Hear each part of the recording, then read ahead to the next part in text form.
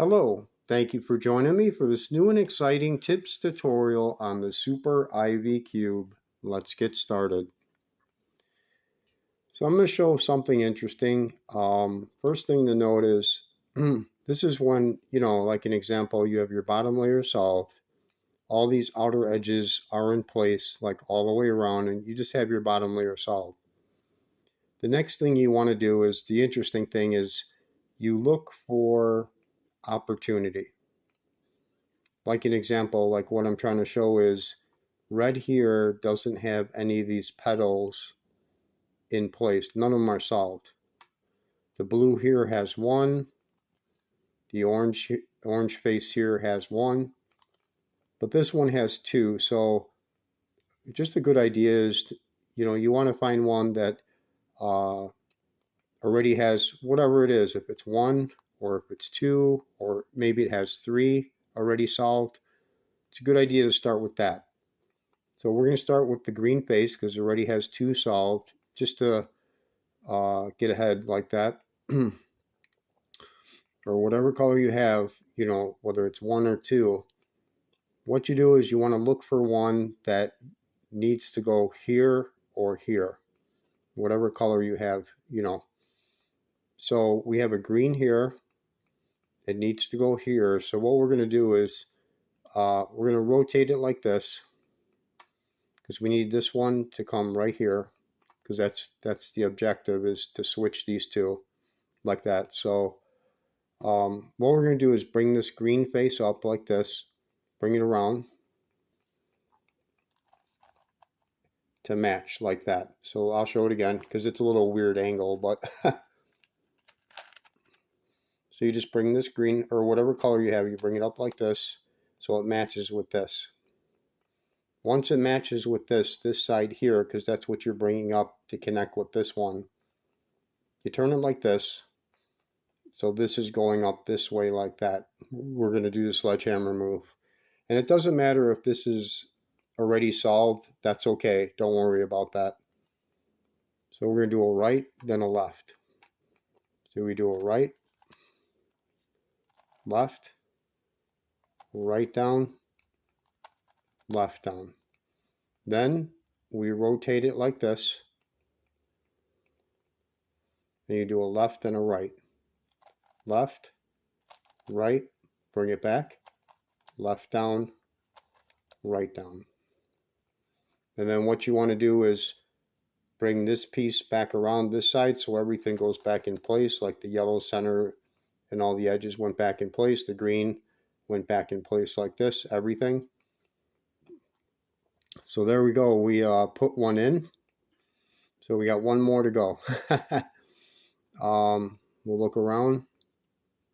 The green here is on the other side. So this green here needs to go here. So what we could do, because it's on this side, is whatever color you have, whatever you're trying to get, if it's on the other side or wherever it's at, you rotate it around like this. Because this one has to go here and put it here. And don't worry about it if it looks like it's messed up. That's okay. That's exactly what you have to do to solve it. So once we bring it around like that, like what we did, because it's got to come here, we're going to bring this face up like this so it connects again. Then we'll turn it like this so it's going up. And we'll do the sledgehammer move again. So we do a right, left, right down, left down. Then we turn it like this.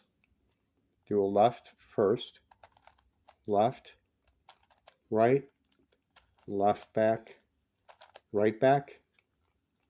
Then we turn this back like that so it's in place.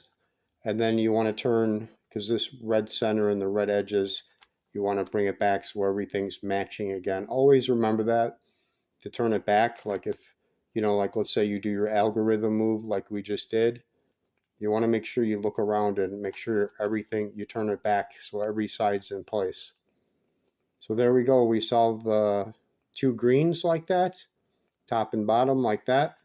So they're in place. So that's that's pretty much what you want to do. Is like once you have your bottom solved, and like I said, the edges are in place and everything, you look for opportunity, which side has the most, and then start there. So like an example here, still have one blue here, one blue petal. Here the red has none, but now the orange has two, because I think through our algorithms, one went into place. So that's what you look for. I just want to show that tips tutorial, the next step. So, and also one more thing to note, this is really important. When you're solving this, like I showed, you got the bottom solved, and then we solved one face here, above it, whatever color you're solving, but we solved this one. The next thing you want to do is solve one that is like here or here. The reason why I say that is because you want to solve three that are connected like this, in a row like this, whatever side, where it's here, here, and here, or here, here, and here, because you don't want to solve 1, 2, and 3 like that, because you won't be able to solve it then. Then you'll just keep doing the algorithms, keep going round and round. It doesn't work like that. So it's better to just solve it like this. Then it's easier in the end, because these three, with the sledgehammer move, it just sort of goes into place. So that's the best way to do it that I found. Maybe you have a different way to do it, but usually if you do it that way, it's much harder to solve like that.